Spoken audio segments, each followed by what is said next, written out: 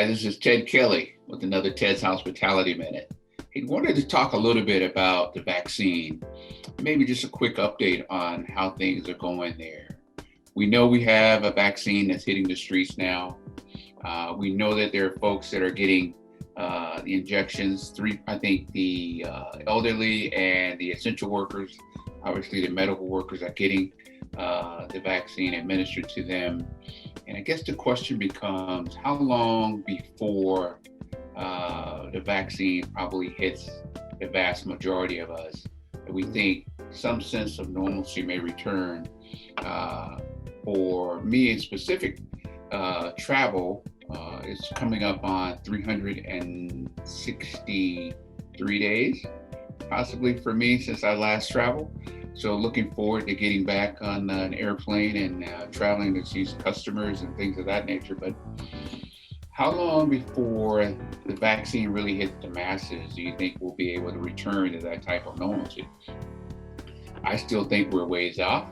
I still think there's a vaccine hesitancy is maybe the best way to call it, in terms of folks wanting to really rush out and get the vaccine, even if it were available to them today.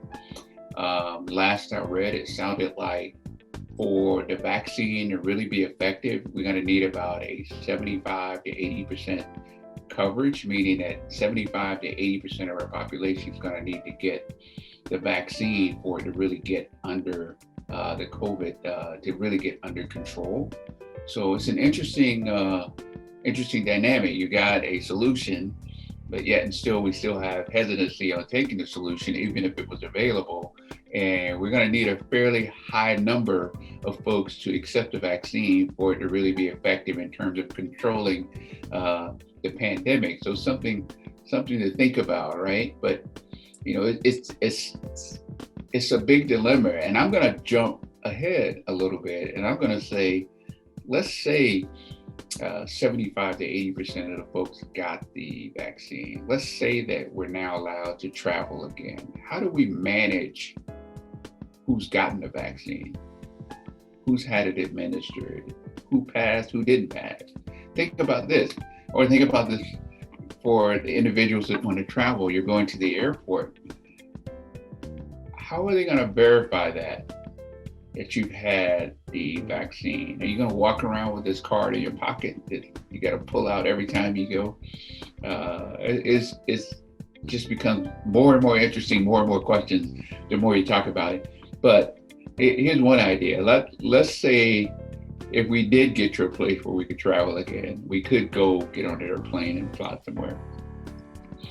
Why not take the COVID test results and add that to the frequent flyer profile that we have, so that when we go in and we present our credentials, or it's like the TSA number. For those of us that may travel a lot, you get the TSA number so you can circumvent some of the additional steps you have to take through the airport screening.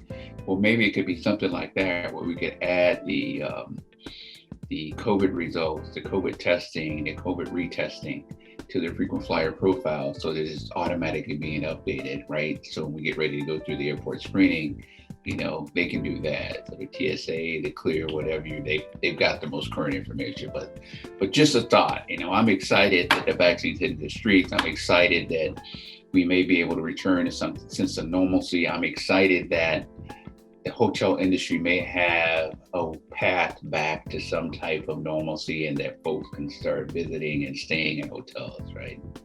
Anyway, this is Ted with another Ted's Hospitality Minute. Think about it. I'd love to hear your thoughts.